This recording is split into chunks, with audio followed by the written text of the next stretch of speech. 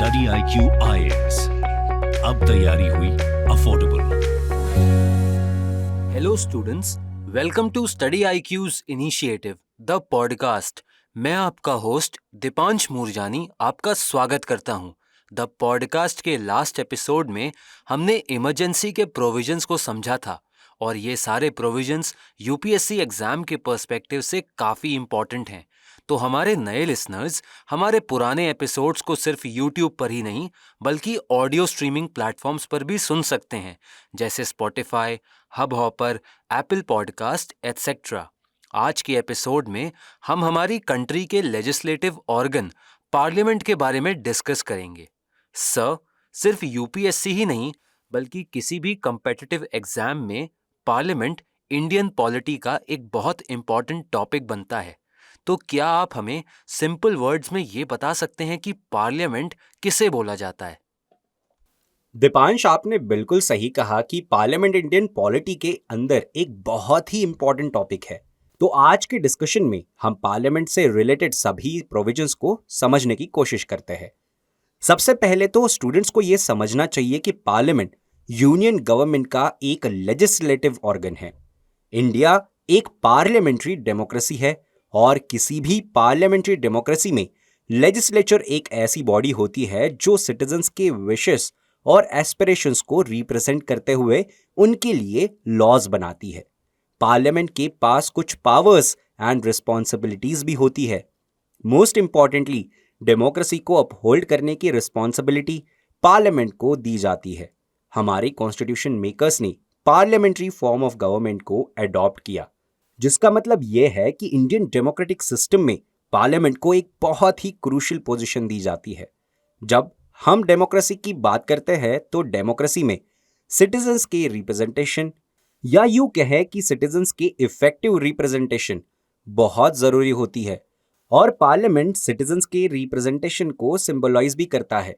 इतना ही नहीं, पार्लियामेंट एक लेजिस्लेटिव बॉडी के रूप में सिटीजन्स के रिप्रेजेंटेटिव्स को यानी लॉ मेकर्स को अकाउंटेबल भी बनाता है और ये रिप्रेजेंटेटिव्स डेमोक्रेसी का बेस बनते हैं और इसी के थ्रू इन रिप्रेजेंटेटिव्स के माध्यम से उन सिटीजन्स के लिए वो लोग पार्लियामेंट के थ्रू लेजिस्लेटिव फंक्शंस यानी कि लॉज बनाते हैं जो जनरल पब्लिक के इंटरेस्ट में हो। सर, रिप्रेजेंटेटिव डेमोक्रेसी को हम कैसे समझ सकते हैं? डेमोक्रेसी गवर्नेंस का एक ऐसा सिस्टम है जहां पर इंडिविजुअल्स अपने रिप्रेजेंटेटिव्स को डेमोक्रेटिक प्रोसेस के थ्रू इलेक्ट करते हैं। और रिप्रेजेंटेटिव डेमोक्रेसी का मतलब यह होता है कि जिन रिप्रेजेंटेटिव्स को सिटीजन्स इलेक्ट करते हैं वही रिप्रेजेंटेटिव्स एक लेजिस्लेटिव बॉडी के माध्यम से सिटीजन के एस्पिरेशन और रिक्वायरमेंट्स को पूरा भी करते हैं और सिटीजन्स के प्रति अकाउंटेबल भी होते हैं।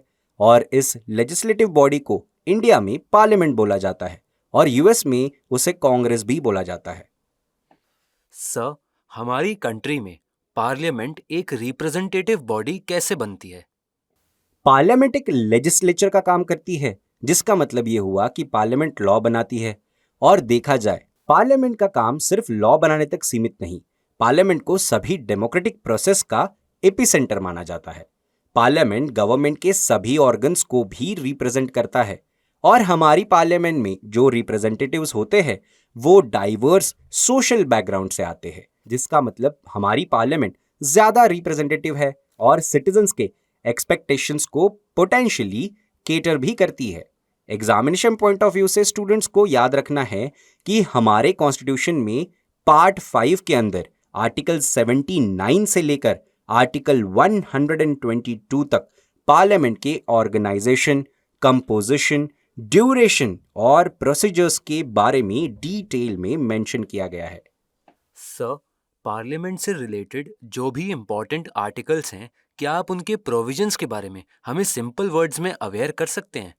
आर्टिकल 79 ये कहता है कि यूनियन गवर्नमेंट की फंक्शनिंग के लिए एक पार्लियामेंट होगी जिसके अंदर 3 ऑर्गन्स होते हैं।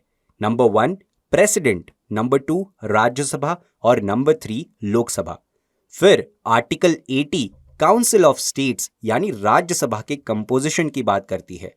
वही आर्टिकल 81 हाउस ऑफ पीपल यानी लोकसभा के कंपोजिशन की बात करता है और आर्टिकल 82 डीलिमिटेशन को सेटअप करने की बात करता है और हर बार के सेंसस यानी जनगणना के बाद सीट्स में या अलोकेशन में जो रीएडजस्टमेंट की रिक्वायरमेंट होती है उसकी भी प्रोविजंस डीलिमिटेशन के थ्रू प्रोवाइड की जाती है।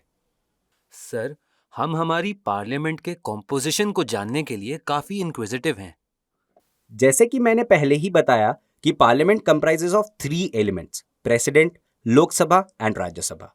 प्रेसिडेंट पार्लियामेंट का एक इंटीग्रल पार्ट होता है, लेकिन स्टूडेंट्स को यह ध्यान रखना चाहिए कि प्रेसिडेंट पार्लियामेंट के किसी भी हाउस का मेंबर नहीं होते।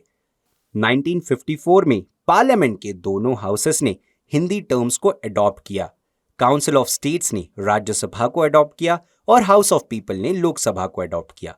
लोकसभा को लोअर हाउस बोलते हैं और उसको फर्स्ट चैम्बर या फिर पॉपुलर हाउस भी बोला जाता है और हमारी लोकसभा पूरी कंट्री को रिप्रेजेंट करती है। जब राज्यसभा की बात करें तो राज्यसभा को अपर हाउस बोला जाता है, उसे सेकंड चैम्बर या फिर हाउस ऑफ एल्डर्स भी बोला जाता है और राज्यसभा इंडिया के सभी स्टेट्स और यूनियन टेरिटरीज को रिप्रेजेंट करता है। अगर हम कंपैरिजन की बात करें तो अमेरिका में प्रेसिडेंट लेजिस्लेचर का इंटीग्रल पार्ट नहीं होते, वहीं इंडिया में प्रेसिडेंट हमारे लेजिस्लेचर यानी पार्लियामेंट का एक इंटीग्रल हिस्सा है। हावेवर इंडियन प्रेसिडेंट पार्लियामेंट के मेंबर नहीं होते। सर, क्या हमारे प्रेसिडेंट के पास पार्लियामेंट से रिलेटेड कुछ पावर्स भी होती हैं? हाँ बिल्कुल, प्रेसिडेंट पार्लियामेंट की फंक्शनिंग से रिलेटेड कुछ इंपॉर्टेंट फंक्शंस को परफॉर्म करते हैं। जैसे पार्लियामेंट के दोनों हाउसेस को प्रेसिडेंट समन कर सकते हैं, प्रेसिडेंट पार्लियामेंट के दोनों हाउसेस को प्रोरोग भी कर सकते हैं, प्रेसिडेंट पार्लियामेंट के दोनों हाउसेस को एड्रेस करते हैं और प्रेसिडेंट के पास ये भी पावर होती है कि वो लोकसभा को डिसॉल्व भी कर सकते हैं। हावेवर उन्हें कैबिनेट की रिकमेंडेशंस लेनी पड़ती है फॉर डिसोल्यूशन ऑफ लोकसभा और जब पार्लियामेंट के दोनों हाउसेस सेशंस में नहीं होते तब प्रेसिडेंट ऑर्डिनेंस के द्वारा अपने पावर्स को एक्सरसाइज करते हैं अंडर आर्टिकल 123। सर, हमारे एग्जाम के पर्सपेक्टिव से जो नेक्स्ट इम्पॉर्टेंट एस्पेक्ट है वो है डिफरेंस का। हमारी कंट्री ने जिस पार्लियामेंट्री फॉर्म ऑफ डेमोक्रेसी को अडॉप्ट किया वो ब्रिटेन के अलाइनमेंट से काफ़ी सिमिलर था, लेकिन American form of parliamentary democracy से काफ़ी डिफरेंट है। तो ब्रिटिश फॉर्म और अमेरिकन फॉर्म में जो डिफरेंस है, क्या आप उसे सिंपल वर्ड्स में एक्सप्लेन कर सकते हैं? मैं आप सबको अमेरिकन पैटर्न और ब्रिटिश पैटर्न में जो डिफरेंसेस है उन्हें पॉइंट वाइज बताऊंगा और ये भी बताऊंगा कि इंडियन पैटर्न ब्रिटिश पैटर्न से सिमिलर तो है, लेकिन इंडियन पैटर्न ब्रिटिश पैटर्न से थोड़ा सा कैसे डिफरेंट है। पॉइंट नंबर 1, अमेरिका में लेजिस्लेचर को कांग्रेस बोला जाता है, जैसे कि मैंने पहले ही बताया, and American legislature consist of senate जो अपर हाउस होता है एंड हाउस ऑफ रिप्रेजेंटेटिव्स जो लोअर हाउस होता है। वही अगर हम ब्रिटिश पैटर्न की बात करें तो ब्रिटिश पैटर्न में लेजिस्लेचर को पार्लियामेंट बोला जाता है and British parliament consist of crown जो कि किंग या क्वीन होते हैं। ब्रिटिश पार्लियामेंट के अंदर नेक्स्ट हाउस होता है हाउस ऑफ लॉर्ड्स जो अपर हाउस होता है एंड हाउस ऑफ कॉमन्स जो लोअर हाउस होता है।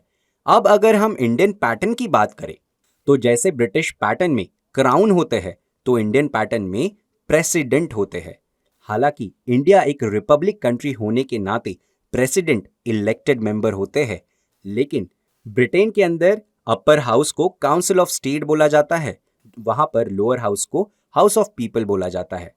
नेक्स्ट डिफरेंस ये है कि अमेरिकन पैटर्न में लेजिस्लेटिव और एग्जीक्यूटिव ऑर्गन्स को सेपरेट रखा जाता है, इसे हम प्रेसिडेंशियल फॉर्म ऑफ गवर्नमेंट भी बोलते हैं। वहीं ब्रिटिश पैटर्न की बात करें तो ब्रिटिश पैटर्न में और इंडियन पैटर्न में पार्लियामेंट्री फॉर्म ऑफ गवर्नमेंट को अडॉप्ट किया गया, जहां पर लेजिस्लेटिव और एग्जीक्यूटिव ऑर्गन्स में इंटरडिपेंडेंस भी होता है और म्यूचुअल कोऑर्डिनेशन भी होता है। अब हम नेक्स्ट पॉइंट की तरफ बढ़ेंगे, जहां पर अमेरिकन प्रेसिडेंट अमेरिकन कांग्रेस के कॉन्स्टिट्यूएंट पार्ट नहीं होते। वहीं पर ब्रिटेन में क्राउन पार्लियामेंट का क्रिटिकल पार्ट होते हैं और इंडिया में प्रेसिडेंट पार्लियामेंट का एक पार्ट होते हैं। जो एक इंपॉर्टेंट डिफरेंस ब्रिटेन के पार्लियामेंट्री सिस्टम और इंडिया के पार्लियामेंट्री सिस्टम में है, वो स्टूडेंट को ये याद रखना चाहिए कि इंडिया में जो काउंसिल ऑफ मिनिस्टर्स होते हैं वो लोकसभा के लिए रिस्पॉन्सिबल होते हैं। उसी तरीके से ब्रिटेन में ऐसी मेथड नहीं होती। Sir, thank you for giving us the information. Dear listeners, आज के एपिसोड को हम यहीं पर कंक्लूड करेंगे। नेक्स्ट एपिसोड में हम लोकसभा और राज्यसभा को डिटेल में डिस्कस करेंगे। तो आप सब स्टडी आईक्यू के साथ बने रहिए एंड कीप स्टडिंग। आप study IQ presents the podcast को कुछ ऑडियो स्ट्रीमिंग प्लेटफॉर्म्स पर भी सुन सकते हैं, जैसे Spotify, hub hopper, Apple podcast, Google podcast etcetera. Links को कमेंट सेक्शन में पिन किया गया है। Thank you.